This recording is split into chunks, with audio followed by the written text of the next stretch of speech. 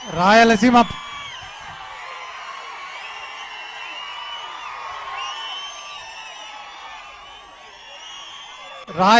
Lift irrigation కు వ్యతిరేకంగా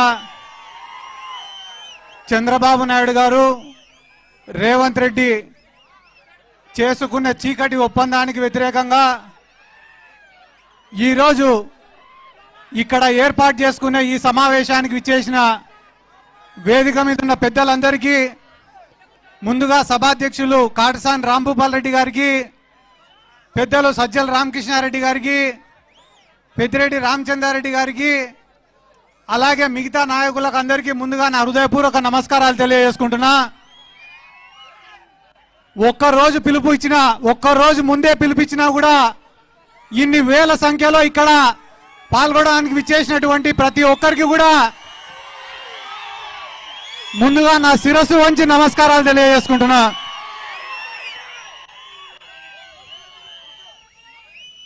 ముఖ్యంగా రాయలసీమ లిఫ్ట్ ఇరిగేషన్ అంటే మా జిల్లాలో ఉండే తెలుగుదేశం పార్టీ నాయకులు, రాయలసీమ ఉద్యమకారులు అని చెప్పుకునే చాలా మంది కూడా గడిచిన 2 రోజుల నుంచి ఈ రాయలసీమ లిఫ్ట్ ఇరిగేషన్ వేస్ట్ అని చెప్పడం మొదలుపెట్టినారు. మాకు చాలా బాధగా ఉంది. ఎందుకు బాధగా ఉందంటే వైఎస్ రాజశేఖర రెడ్డి గారితో పాటు మా తాత బైరెడ్డి శేషసేనారెడ్డి గారు కూడా ఇదే పోతిరెడ్డిపాడు విస్తీర్ణం పెంచాలని చెప్పి, పెంచితే తప్ప రాయలసీమ బాగుపడదని చెప్పి ఆ రోజు పాదయాత్ర చేసినారు. ఆ రోజు కథలన్నీ మర్చిపోయినారు. ఈ రోజు రాజకీయ స్వార్థం కోసం ఎవరైనా పోయి నీళ్ళు అడిగినారనుకో, అన్న మా నియోజకవర్గంలో ఏ రైతు కూడా నాయకుల దగ్గరికి పోయి నీళ్ళు అడగకూడదు. పొరపాటున ఎవరైనా నీళ్ళు అడిగినారనుకో, టీఎంసీ అంటే ఏందో చెప్పంటారు, క్యూసెక్ అంటే ఏందో చెప్పు అంటారు, హై లెవెల్ కెనాల్ అంటే ఏందో చెప్పు అంటారు, లో లెవెల్ కెనాల్ అంటే ఏందో చెప్పు అంటారు, రైట్ బ్రాంచ్ కెనాల్ ఏందో చెప్పు అంటారు, లెఫ్ట్ బ్రాంచ్ కెనాల్ ఏదో చెప్పు అంటారు. అవన్నీ చదువుకునే మేము కూడా ఏఈలమో డిఈలమో ఇరిగేషన్ ఆఫీసులోనో పనిచేసింది. ఇవి అడిగేటోళ్లకు టీఎంసీ అంటే ఏమో తెలియదు మాకు, కానీ ఆయన ఏ పార్టీలో ఉంటాడో కూడా మాకు తెలియదు. 2 రోజులకు ఒకసారి మమ్మల్ని విమర్శించడం తప్ప ఏం తెలియదు. ఈ తెలుగుదేశం వాళ్ళు ఒక్క పని కూడా చేయరు. చంద్రబాబు నాయుడు గారికి తెలిసింది 2 పని చేయడం కాదు. ఒకటి శిలాఫలకం వేస్తాడు, పని ఎవరైనా చేస్తే వచ్చి మళ్ళా రిబ్బన్ కటింగ్ చేసి పోతాడు. మా నియోజకవర్గంలో అందరూ కూడా ఒక కథ చెప్పుకుంటా అంటారు. ఏం రా అంటే వేటగాడి కథ. ఒక వేటగాడు ఉన్నాడంట, భయంకరమైన భీకరమైన యుద్ధం చేసి అడవిలో పులిని చంపినాడంట. చంపిన తర్వాత పాపం వేటగాడికి కూడా బాగా దెబ్బలు తగిలినాయంట. ఆ దెబ్బలకు ఆ నొప్పులకు తట్టుకోలేక ఆడి నుంచి వెళ్ళిపోతే తర్వాత చంద్రబాబు నాయుడు లాంటి వాడు వచ్చినాడు. ఆడికి వచ్చి ఆ పులిగుండే గోర్లు పళ్ళు అన్ని ఎత్తుకొని పోయి నేనే చంపినది నేను నేడంతా. అట్ట ఏ ఒక్క పని కూడా ఈ రాష్ట్రంలో వాళ్ళు చేయరు. ఎందుకంటే ఇక్కడ గొప్పగా వాళ్ళు ఏం చెప్పుకుంటారంటే ఇంకొకటి హెచ్ఎన్ఎస్ఎస్ పనుల గురించి చెప్పుకుంటారు. హెచ్ఎన్ఎస్ఎస్ పనులు ఎన్టీ రామారావు గారిది ఆలోచన అయితే, అడ్మినిస్ట్రేటివ్ శాంక్షన్ ఇచ్చింది వాళ్ళైతే, దానిలో పూర్తి చేసింది అంతా కూడా వైఎస్ రాజశేఖర రెడ్డి గారు అప్పుడు ఉన్నటువంటి కాంగ్రెస్ ప్రభుత్వం. అంతే తప్ప చంద్రబాబు నాయుడుకు దానికి ఎటువంటి సంబంధం కూడా లేదు. అలాగనే ఈరోజు మీరు ఏమన్నా అడగండి, తప్పించుకునేటివే ఉంటాయి తప్ప సమాధానం చెప్పారు. లడ్డు గురించి అడిగినామంటే తప్పించుకుంటారు, మనోళ్ళ పైన దాడులు చేస్తారు. మా ఊర్లో పాపం అందరు పోయి సార్ యూరియా కొరత ఉంది సార్ అంటే, రే వద్దురా మీకే మంచిది కాదు క్యాన్సర్ వస్తుంది అన్నారు. అంటే ఇంకా ఎవడు యూరియా గురించి అడగకూడదు. ఏం సార్ 18 ఏళ్ళు దాటిన మహిళలకు అందరికి 1500 ఇస్తారంటే, ఏం చేసుకుంటారమ్మా నా దగ్గర ఉంటే భద్రంగా ఉంటాయి అవన్నీ అంటాడు. అంటే ఏ మాట మాట్లాడినా కూడా అబద్ధమే తప్ప ఇంకొకటి లేదు. పవన్ కళ్యాణ్ గారు ఒకరున్నారు, మీకు ఏ ఆపద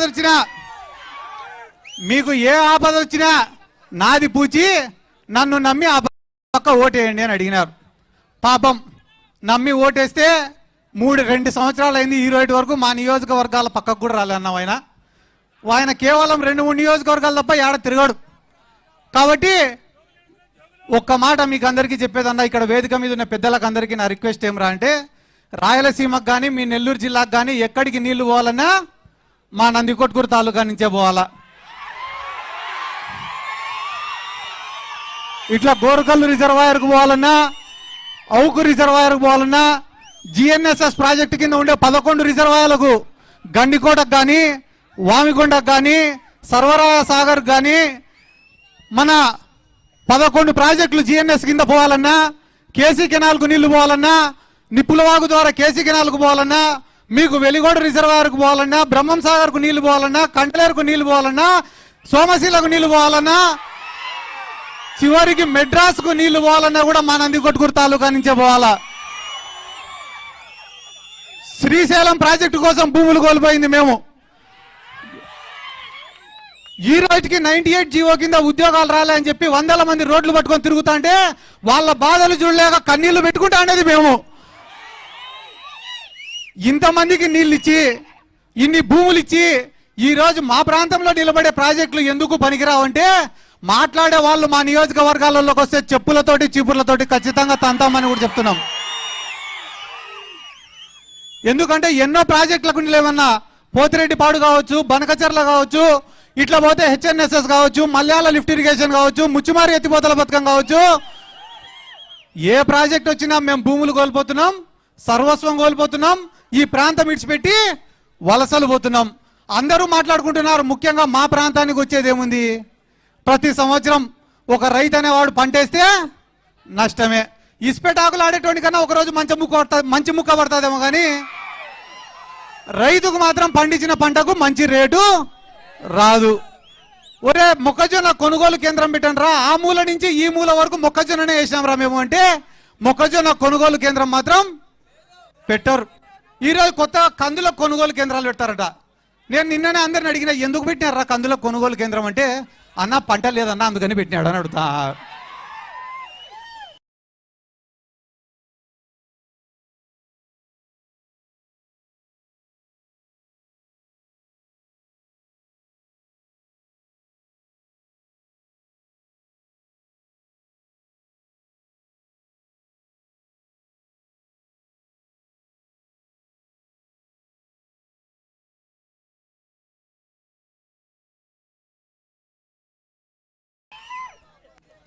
కాబట్టి ఇంకా పెద్దలు చాలా మంది ఒక 2-3% డబ్బులు ఉండే వాళ్ళు ఉన్నారు, కానీ వాళ్ళ అవతల పార్టీలో ఉన్నారన్నా.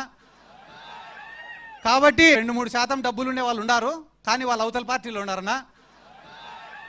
కాబట్టి వ్యవసాయం లాభసాటి కన్నా జరగాల, లేదా ఏమైనా పరిశ్రమలన్నా రావాలా, లేదా వ్యవసాయానికి సంబంధించిన పరిశ్రమలన్నా రావాలా, లేదా ఒక అగ్రికల్చర్ యూనివర్సిటీ రావాలా.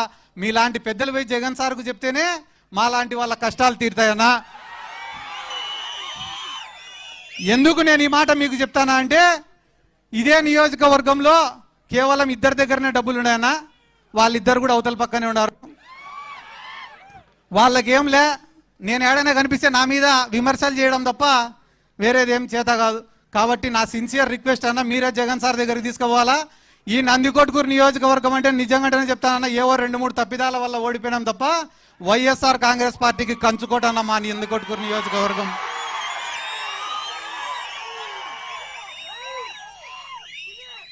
రేపు ఇప్పటికిప్పుడు ఎన్నికలు జరిగినా కూడా భారీ మెజార్టీతో